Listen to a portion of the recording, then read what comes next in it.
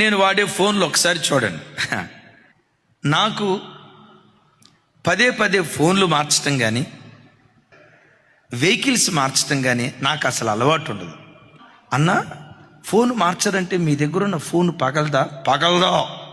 ఆహా, నా దగ్గర ఫోన్ పగిలిన దాఖలాలు సిన్స్ ఎన్ని సంవత్సరాలు బట్టి వాడుతున్నానో నా చేతిలో ఫోను పగిలిన దాఖలాలు ఒక్కటి కూడా లేవు. ఎందుకు ఫోను పగలదో చెప్పమంటారా? నేను ఫోన్ కొన్న వెంటనే మొట్టమొదటి చేసే పని ఏంటో తెలుసా? కవర్. ఒకసారి అందరూ నా వైపు చూడండి. ఈ ఫోను కొత్తదంటారా పాతదంటారా? కొత్త ఫోను, నిన్ననే షాపు నుంచి తీసుకొచ్చిన ఫోన్ లాగా ఉంది. చూడండి తల్లి, ఈ ఫోను కొని దేవుని మహా గొప్ప కృపను బట్టి 4 సంవత్సరాలు అవుతుంది. 4 సంవత్సరాలు ఒక్క గీత లేదండి.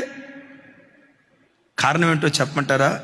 కప్పుకుంటే కాపాడబడతావు, విప్పుకుంటే దోచుకోబడతావు. ఈ ఫోన్ ఉంది కదా, సంవత్సరం క్రితం ఒక్క గీత లేదు. అమ్మా ప్రభుదాస్ గారు, ఒక్క గీత లేదు దీని మీద. గీత లేకపోవటానికి కారణం ఒకటే, దీన్ని కాపాడటానికి నేనేదో జాగ్రత్త తీసుకున్నాను అనుకునేరు గాక. నేను కొన్నిసార్లు వస్తూ మంచమేన అట్లా ఇసిరేస్తా, దూరం నుంచి ఇసిరేస్తా, కానీ పగలదాం. ఇంత జాగ్రత్తగా ఈ ఫోన్ ఉండటానికి కారణం ఏంటంటే కప్పబడింది ఇది. యవ్వన కుమార్తెలారా, శరీరాన్ని కప్పుకోవటం నేర్చుకోండి, దేహాన్ని కప్పుకోవటం నేర్చుకోండి.